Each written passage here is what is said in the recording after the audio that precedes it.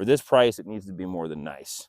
All right, so we got the Ping G440 LST version here. Got this from Global Golf. One popped available there. Snatched it up. They have a 90-day return policy. Plenty of time for you to take it out to the course where you actually use it and see if the club works for you. Highly recommend Global Golf. Check out the affiliate link in the description of the video. Now, Ping usually has their SFT models, their straight flight technology, which is kind of an internal draw bias that they have. They have their max models, which are supposed to be easy to launch, and they have their LST, their low spin versions. That's the one that came available at Global Golf, so I snatched that one up. I'm trying this in the Ping Tour 2.0 black stiff flex 75 gram version. That's the shaft that came in this particular model. All right, so just got the club head here. Now, the LST version, they typically market that to the better players, as they say, but I think a lot of people can fit into these LST woods. You don't necessarily have to have a super low handicap to use the LST version. Just try it. That's the only way you can find out. They have the carbon fly wrap crown on this. Looks pretty good. It's not shiny, not glossy, kind of a matte type look. They have the single dot alignment. They have a free hosel design, they're calling it, which allowed them to have some weight savings. It's kind of some inside engineering speak, but supposed to help with center of gravity and help launch. That's something that's different on the G440. They also made this a little deeper face for some increased confidence off of the tee. It's not super noticeable to me. I mean, it looks good. It doesn't look like super deep, but that is something that they look to do also. You see these blue accents. It's just some really light blue accents on this club head with those gray undertones. Looks good, looks clean. The thing that sticks out to me the most aesthetically is this rear weight. Going back all the way to the G400 models, this is the G425, they have this rear weight that kind of protrudes a little bit. You do notice it, and that has been something that they've had on a lot of their prior models. But on this G440, they've got that sitting really flush. There's no protrusion. That looks really good. That is an improvement, I would say. So I like that. Okay, in this LST version, they have a 15 degree and a 19 degree. You also can, of course, adjust the hosel plus or minus 1.5 degrees. So you have some hosel adjustability there. But I'm not going to hit any into this net. I want to get first reactions out on the golf course. What do I think about this? Pure feedback. Very curious to try it out. I like trying new stuff out where we actually use it. And something fun that I'm going to do, I'm looking forward to this. I've got this really old Taylormade Burner 3-wood. Probably from the late 90s. Got this at Golf Galaxy in Roseville, Minnesota. Still remember shopping for it. Remember buying it. I used it a lot. It's got this old heavy steel shaft, but I really, really liked this old Burner 3-wood. And for fun, I'm taking this out and going to see how it compares to this shiny new toy, the G440. When we get out to the course, anyone that's watched any amount of videos that I've done, I typically don't hit a lot of shots out there. I just only hit a handful of shots. The reason for that is I've tried a lot of different clubs. You pretty much know right away if you're going to like it or not and if it's going to work for you. You don't have to hit gobs of shots. You pretty much just know, and I'd recommend you can take that approach as well. You don't have to force yourself into a club that just doesn't work for you. And typically, you know within a few shots on if this thing is a winner or if it's something that you're going to move on from. You can use that with all the different clubs that you're trying. It is a formula that does work. I'm curious. Let's take this out to the course. Let's wrap it up from there. We'll see what kind of performance we get out of this G440 LST. I have never hit a ball with this. This is my very first swing. Let's see what happens here.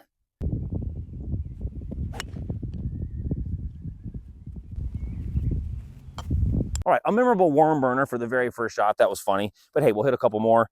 A little bit more of a tink sound. That's what I heard. It kind of still has that distinct ping sound. The sound was supposed to be improved on these G440s. Let's hit a couple more.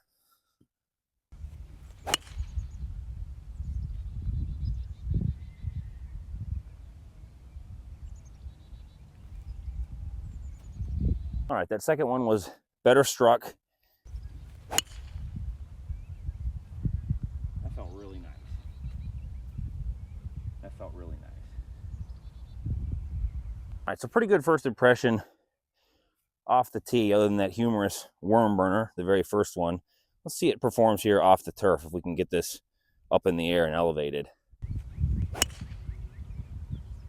yeah, that elevated it.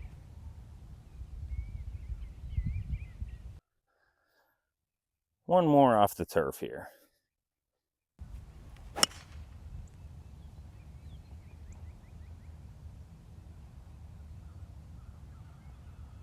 this old Taylormade Burner, heavy, steel shafted 3-wood. Let's see what we can eke out of this thing.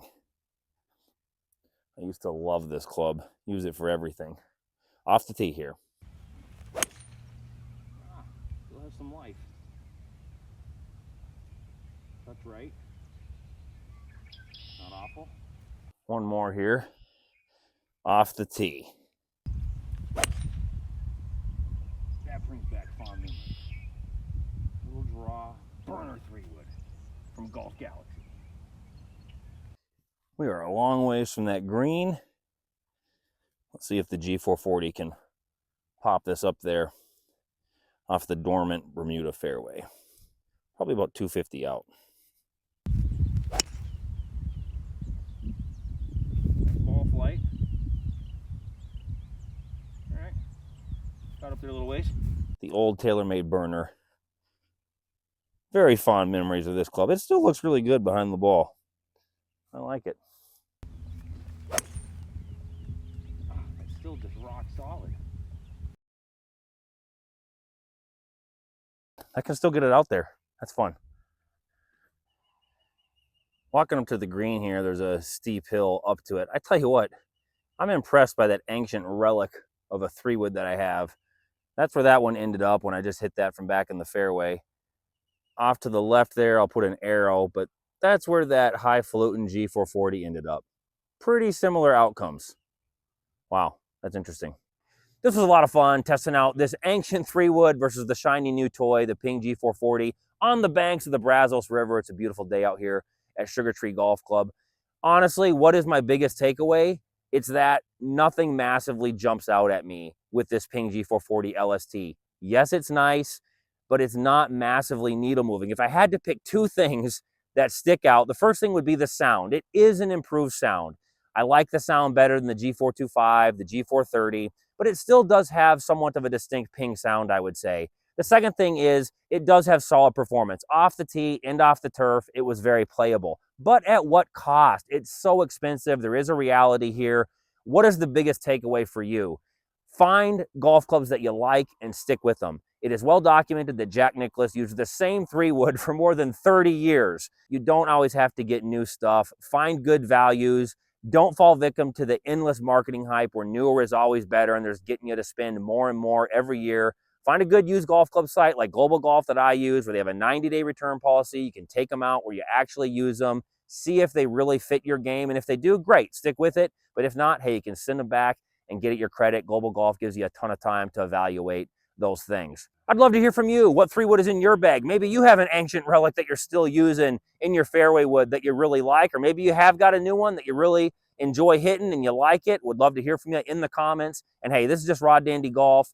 No one is sending me their stuff for free. I'm doing this on my own dime, on my own time. I love taking clubs out here where we actually use them and see how they perform in real life. Been putting out golf content for a while. If you're into that sort of thing, I'd greatly appreciate it if you join me on the journey. Thanks again.